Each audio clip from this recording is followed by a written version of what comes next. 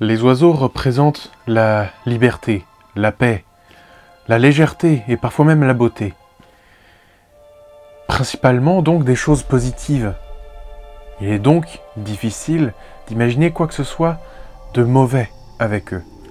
Et pourtant, dans l'histoire de cette semaine, nous pouvons découvrir les oiseaux au cœur de la plus horrible des choses. Est-ce que vous êtes prêts pour une nouvelle histoire au coin du feu ?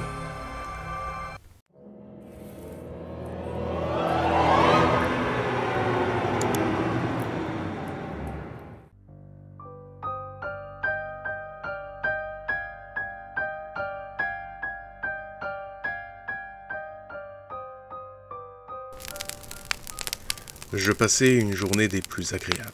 J'étais installé dans mon salon et je lisais Le Paris des Merveilles, un roman que j'apprécie énormément.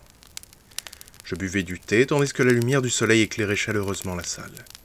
Je profitais d'un instant parfaitement appréciable. J'allongeais les jambes sur la table basse et je me détendais. Enfin, j'avais un moment pour moi, après tant de semaines à ne rien pouvoir faire d'autre que travailler. Enfin, je soufflais. Le silence, le calme, le repos. Soudainement, un énorme bruit me fit sursauter. Je ne comprenais pas son origine, alors je me levai et je tendais l'oreille un instant. Mais il n'y avait plus qu'un silence pesant. Alors je me suis dirigé vers la cuisine. Je ne remarquai rien, alors je poursuivais jusqu'à ma chambre. Puis la salle de bain. Et une fois que j'avais fait le tour de toutes les salles de la maison, je finissais par me rendre dans la véranda. Là, je me rendais compte qu'il y avait une énorme trace de sang contre une des vitres de la véranda. Je regardais alors par terre et je voyais qu'un oiseau s'était tué en rentrant probablement à pleine vitesse dans la vitre. J'ai eu un petit pincement au cœur, mais je n'y pouvais rien. Ce que je pouvais faire, au mieux, c'était de mettre le cadavre ailleurs. Mais je dois bien avouer que j'en avais pas la motivation ni l'envie de toucher un cadavre. Alors j'ai décidé de retourner lire. Je reprenais ma lecture, installé dans mon fauteuil. Je n'étais pas tellement à l'aise avec ce que je venais de voir, mais j'avais vraiment besoin de ce temps pour moi. Alors je faisais en sorte de me changer les idées et de retrouver un peu de sérénité. La journée se poursuivait normalement jusqu'à ce qu'arrive l'heure de dîner. Je me préparais une assiette de pâtes en regardant des vidéos sur YouTube. Pendant la cuisson, alors que j'étais assis sur le meuble de ma cuisine à regarder mes vidéos, j'ai entendu à nouveau un très gros bruit. Surpris, j'ai failli tomber de mon perchoir. Je suis alors allé vérifier ce qu'il se passait à nouveau, mais j'avais reconnu le bruit. Je me suis rendu dans la véranda. Il y avait toujours la trace sur la vitre, le cadavre au sol, mais il n'y en avait pas d'autre. J'ai commencé à nouveau à faire le tour de la maison, et ainsi je me retrouvais face à une trace de sang contre la fenêtre de ma chambre. J'ouvrais la fenêtre et effectivement, en bas dans la descente de garage, se trouvait un oiseau. 2 oiseaux en un jour. Ça me paraissait très étrange, mais pas impossible.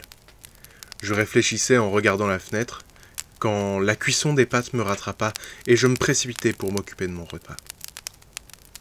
Je mangeai rapidement dans ma cuisine avant de fermer les volets de la maison. Je suis ensuite retourné dans le salon pour regarder une série. Les heures passent, les épisodes s'enchaînent, et alors que je commence à lentement sentir le sommeil poindre, à nouveau, une 3e fois, un énorme bruit me fait sursauter. Cette fois-ci, je m'énerve. 3 fois en une journée, c'est impossible. Je me lève d'un coup et un nouveau bruit me fait sursauter. Je m'immobilise.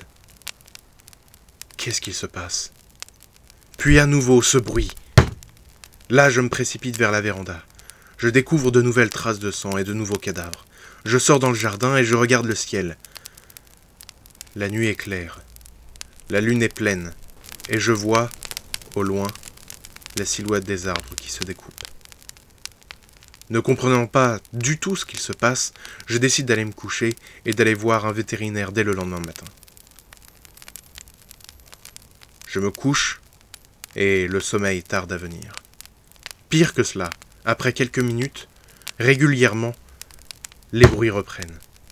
J'étais allongé dans mon lit, la couverture remontait jusque sous le menton, et je ne comprenais pas ce qu'il se passait. Finalement, après plusieurs heures, je m'endormais.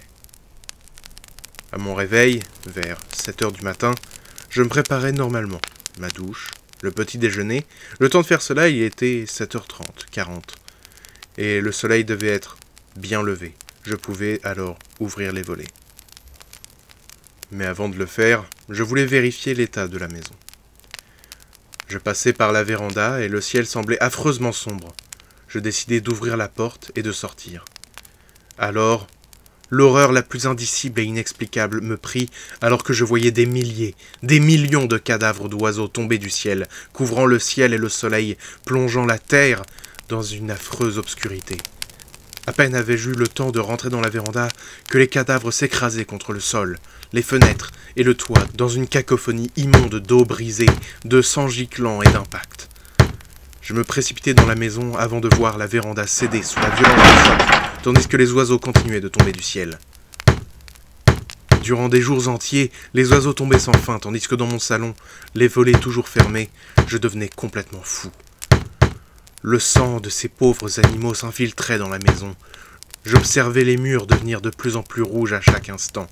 Je les entendais chanter toute la journée. Je les entendais se briser tous les soirs. Le 5e jour, après une nouvelle nuit sans sommeil, bercé par le bruit régulier des cadavres s'écrasant, j'ouvrais la fenêtre de ma chambre. Puis je sautais. Ainsi, pendant quelques instants, je flottais dans les airs, avant de m'écraser tels les oiseaux qui entouraient ma maison. Une histoire vraiment horrible. Est-ce que vous pouvez imaginer être ainsi enfermé pendant des jours au milieu de la mort? Vraiment, une horreur abjecte que je ne souhaite à personne.